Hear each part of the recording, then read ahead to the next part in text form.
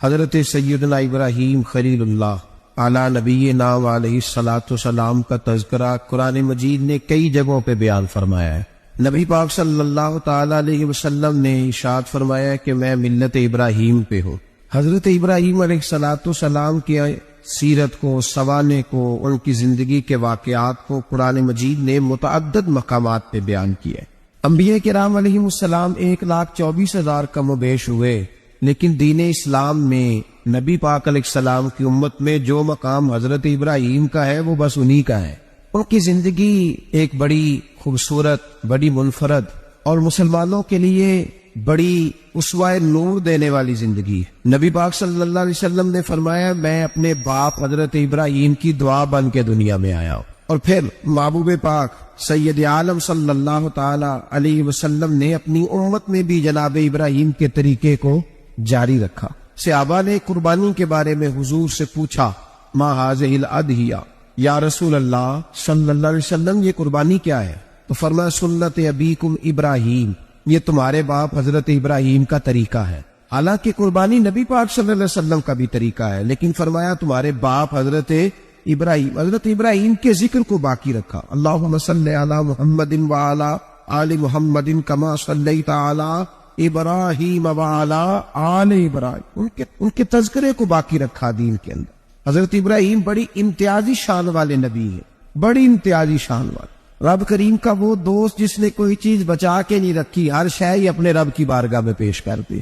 چند چیزوں سے انسان کو بڑا پیار ہوتا ہے، گھر اسے بڑا پیارا ہو، وہ بڑا خوبصورت ہوٹل، 5 اسٹار ہوٹل میں رہا، وہ اسلام آباد گیا، کسی سفر پہ گیا تو بڑے اعلیٰ قسم کے اس کو کھانے ملے، بڑی چیزیں ملی، لیکن کبھی دائیں کروٹ کبھی بائیں کروٹ، تو ساتھ بیڈ پہ دوست تھا تو اس نے کہا صاحب سو جاؤ، تو اس نے کہا یار جو مزہ اپنے گھر میں سونے کا ہے وہ کسی اور جگہ تھوڑی ہے۔ گھر بڑا پیارا ہوتا ہے، انسان لگاؤ ہوتا ہے، جس بے تکلفی سے، سکون سے، آرام سے انسان اپنے گھر میں وقت بتاتا ہے کہیں اور مشکل ہو جاتا۔ دوسرا، انسان کو اولاد بڑی پیاری ہوتی ہے، بڑی عجیب شے ہے، نہ ہو تب بھی بڑا دکھ ہے، اور ہونے کے بعد بھی اس کی بڑی آزمائش ہو، یہ بڑی ایک میٹھی چیز ہے۔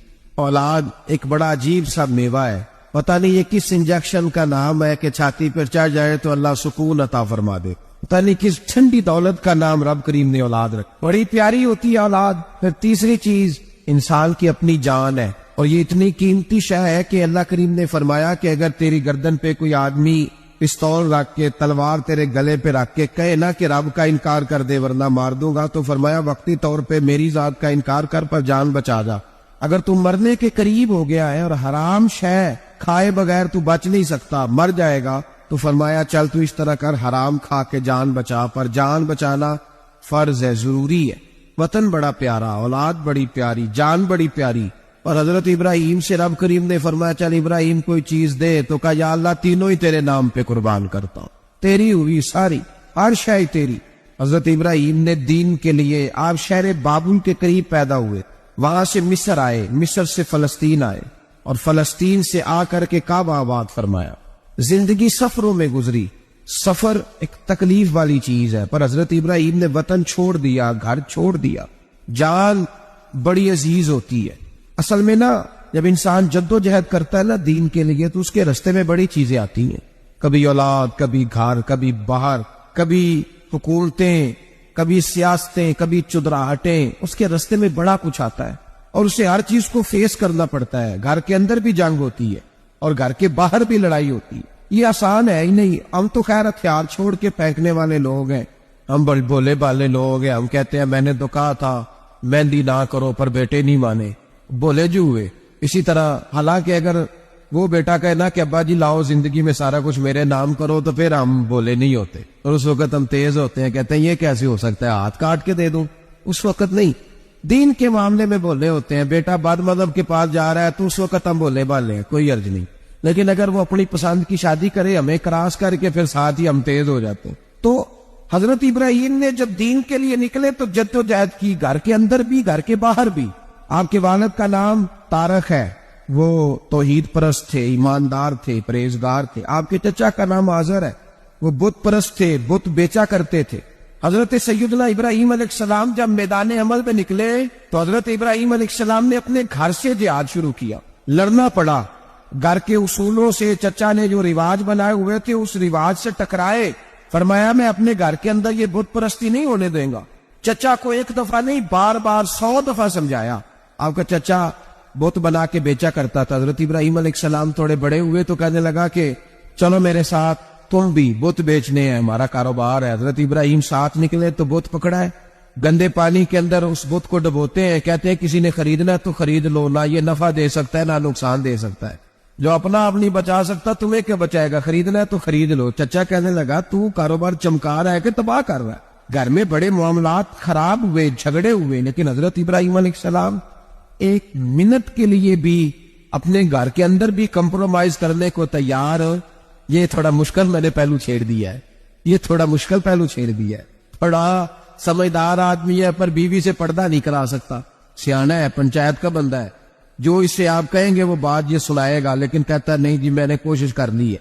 کس قسم کی کوشش ہے صاحب, کیسے ہو گیا؟ حضرت ابراہیم علیہ السلام نے گھر کے اندر سے فرمایا نہیں کرنے دوں گا. گھر کے اندر بھی ٹکرائے, فرمایا تم جو بھی ہو پاش کیا چچا کے اصولوں کو, اور باہر جب نکلے تو صرف علاقے کے چیئرمین سے نہیں ٹکرائے, ایم پی ایم این اے وزیر مشیر سے نہیں ٹکرائے. سپر پاور نمرود دنیا کا واحد حکمران تھا اس وقت, دوسرا کوئی حکمران ہی نہیں تھا, اکیلے حکمران سے جا کر ٹکرائے. کوئی ساتھ فوج نہیں تھی, کوئی ساتھ ان کے طاقت بازار دنیا داری کی کوئی نہیں تھی, پر حضرت ابراہیم جا کے ٹکرائے. اور میرے رسول پاک صلی اللہ علیہ وسلم نے سند بیان کی, فرمایا افضل الجہاد کلیمت الحق عند سلطان الجابر. فرمایا سب سے افضل جہاد یہ ہے کہ تو ظالم بادشاہ کے سامنے کھڑے ہو کے حق بات بیان کر دے, یہ سب سے بڑا جہاد ہے. یہ سب سے افضل الجہاد ہے کلیمت الحق عند سلطان الجابر, سب سے بڑا جہاد. حضرت ابراہیم کھڑے ہو گئے, سپر پاور سے ٹکرائے. یہاں ہم لوگ حکمتوں کا شکار ہیں, دیکھیں گے, کریں گے, سوچیں گے, اور مولوی صاحب کو ویسے کہتے ہیں آپ پرہیز کریں سیاسی باتوں سے. بھئی اللہ کے ہر نبی نے جا کے وقت کے ظالم حکمران کو لتاڑا ہے, للکارا ہے, یہ تو مشن انبیاء ہے. حضرت سیدنا ابراہیم علیہ السلام نے جو اس کو جا کے کہا کہ تو جھوٹ بولتا ہے, تو جھوٹا ہے, تو خدائی کا دعویٰ کرتا ہے, تو بہت بڑا ظالم ہے. اور قرآن مجید نے ساری بات کو بیان فرمایا. حضرت ابراہیم علیہ السلام سے کہنے لگا میں رب ہوں, تو آپ نے فرمایا میرا رب تو وہ ہے جو زندہ کرتا اور مارتا ہے.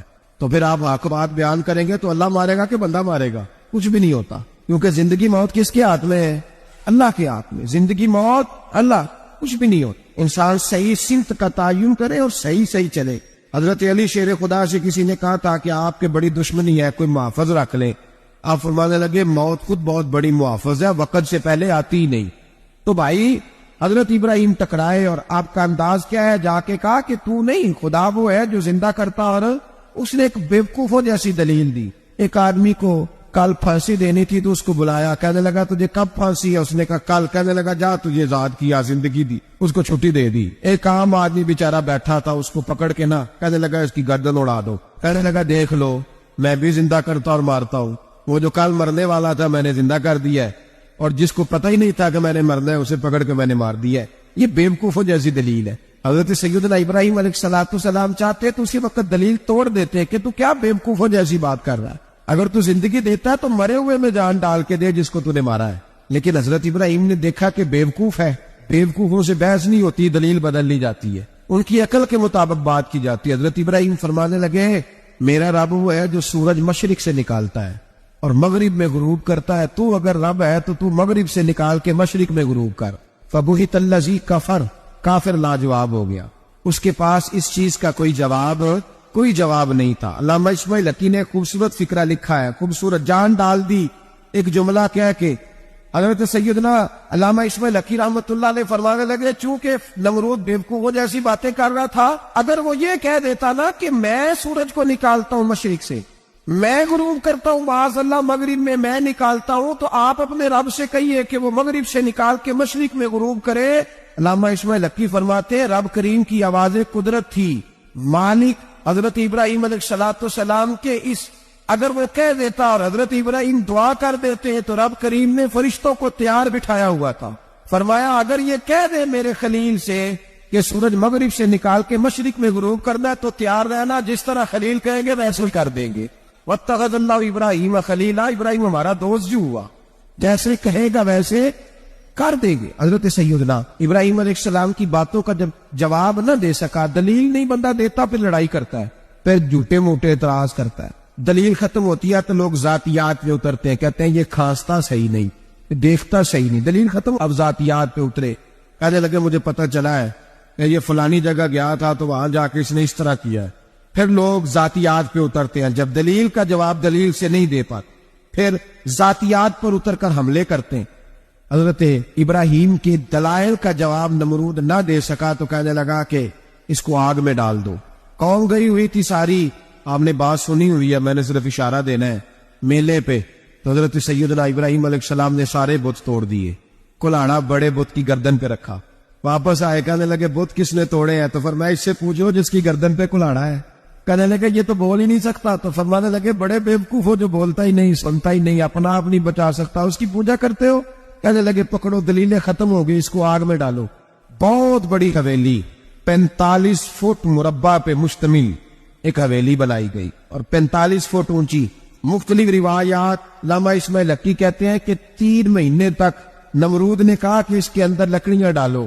لوگ پوچھنے لگے کتنی دنیا جلانی ہے؟ کہنے لگا بندہ تو ایک جلانا ہے, پر بندہ بڑا تگڑا ہے, ایک بندہ. 3 مہینے لکڑیاں ڈالی گئیں. اور لوگوں کی جو تہمات ہوتی ہیں نا وہ بڑی عجیب ہوتی. تہمات میں نے بڑی تفصیل سے رمضان المبارک میں گفتگو کی تھی. بدشگونی تہمات لوگ لیتے ہیں, اس وقت بھی لوگ تہمات کا شکار ہو گئے. عقیدہ بگڑ جاتا ہے تو وہ عجیب و غریب باتیں کرنے لگتا ہے. تہمات کا شکار ہو گئے. بیبیاں نظر مانتی, میں بیمار ہوں, اگر صحیح ہو گئی تو اتنے من لکڑی دوں گی حضرت ابراہیم کی آگ جلانے کے لیے. ایک عورت لے کے جا رہی ہے لکڑیاں. ایک نیک دل آدمی نے اس سے پوچھا کہاں جا رہی ہو؟ کہنے لگی میں نے منت مانی تھی تو حضرت ابراہیم علیہ السلام کو معاذ اللہ جلانے کے لیے لکڑیاں لے کے جا رہی ہوں. تو وہ رب کریم کے بندے کہنے لگے تو ڈھونڈتی رہے گی, تجھے وہ جگہ ملے گی نہیں. وہ بی بی کئی مہینے ڈھونڈتی رہی, جگہ ہی نہیں ملی جہاں لکڑیاں ڈالنی. ماری گئی. تہمات کا شکار ہوئے بہت سارے لوگ. بھائی تہمات دین کے اندر منع ہے. تہمات دین میں کوئی نظر ماننا, کوئی کسی بزرگ کے مزار پہ جا کے سال ثواب کے لیے کوئی چیز ماننا, یہ تو درست ہوا. لیکن غیر شرعی نظریں مان لینا کہ میں آ کے گرد چکر لگاؤں گا, میں جناب آ جا کے یہ والا تماشا کروں گا, میں دھاگا باندھوں گا, میں رسا کاٹوں گا, میں وہاں گندے ہو سے پانی پیوں گا, ان کی شریعت اجازت, یہ تہمات ہیں, بدشگونی ہے. دین میں ان کی کوئی گنجائش. آپ نظر ماننے سے پہلے بھی کسی عالم سے رابطہ کریں کہ میں منت مانگنے لگا ہوں تو کیسے ماننی چاہیے کا طریقہ پوچھیں. ایسے ہی غلط چیز کی منت تھوڑی ماننی جائے گی. 12 علام پر سے مطلب حضرت ابراہیم کے لیے آگ جلائی گئی. 45 فٹ اونچی آگ ہے, پرندہ بھی اوپر سے گزرتا ہے تو نیچے گر جاتا ہے جل کے. اتنے دن لگا کے آگ جلائی گئی. اب حضرت ابراہیم کو جلایا جانے لگا ہے. یہاں تو موجے ہے نا, جو کسی ادارے کا سربراہ ہے اس کے لیے موج ہے, کسی جگہ آفیسر بن گیا تو موج ہے, پیر صاحب کے لیے موج ہے, علامہ صاحب کے لیے موج ہے, خطیب صاحب کے لیے موج ہے. جلنا کس کو پڑتا ہے؟ وہ حال ہی کوئی نہیں رہا. ماشاء اللہ وہ لوگ گزر گئے جو تکلیفیں سہ کے کام کرتے تھے, گزر گیا زمانہ. حضرت سیدنا ابراہیم علیہ السلام کو جلایا جانے لگا ہے تو اب اتنی بڑی آگ ہے تو ڈالے کیسے؟ شیطان نے تجویز دی کہ منجنیق بناؤ, بڑے بڑے بانس باندھ کے ان کے نیچے رسا باندھو. وہ جس طرح جھولنے کے لیے جھولا بنایا جاتا ہے اس طرح ایک منجنیق پرانے زمانے میں اس میں پتھر رکھ کے پھینکے جاتے تھے دشمنوں پہ. وہ منجنیق بنائی گئی کہ دور سے حضرت ابراہیم کو پھینکیں گے. ہاتھ حضرت ابراہیم کے باندھ دیے, پاؤں مبارک باندھ دیے, پوری زمین پہ ایک نام لینے والا خدا کا, اور اس کو آج رسیوں میں جکڑا ہوا ہے. جب پھینکا جانے لگا نا آگ میں, حوریں رونے لگی, فرشتے تڑپنے لگے, اے اللہ یہ کیا ہونے لگا ہے؟ ایک تیرا خلیل اور وہ بھی آگ میں. فرمایا جاؤ جا کے اس سے کہو اگر تمہاری مدد لیتا ہے تو اسے بچاؤ. ہوا کا فرشتہ آیا, کہا ابراہیم اگر تو کہے. او بھائی ان چیزوں کو کہانی سمجھ کے نہ سنا کریں, یہ داستان نہیں, یہ وہ طریقے ہیں جو ہمارے رسول نے ہمیں اپنانے کا حکم ارشاد فرمایا ہے. جو عقیدے, یہ وہ نظریات ہیں جو ہمیں اوڑھنے کو کہا گیا. اپنے رب کریم کی رضا پہ راضی رہنے کے یہ وہ خوبصورت مواقع ہیں صوفیاء نے جن کو بنا کر سمجھا کر ہم تک پہنچایا ہے. یہ ہے اہل طریقت کی باتیں. وہ کہتے ہیں یار جس حال میں رکھے راضی رہنا ہے. حضرت ابراہیم علیہ السلام کو پھینکا جا رہا ہے, فرشتہ آیا, اے اللہ کے خلیل اگر حکم دو تو اتنی ہوا چلاؤں کہ نمرودی جل جائیں سارے, آگ ان پہ پھینک دی جائے. آپ نے فرمایا تو جا, تجھ سے مجھے کوئی کام نہیں. تھوڑی دیر کے بعد پانی کا فرشتہ آیا, کہا حضور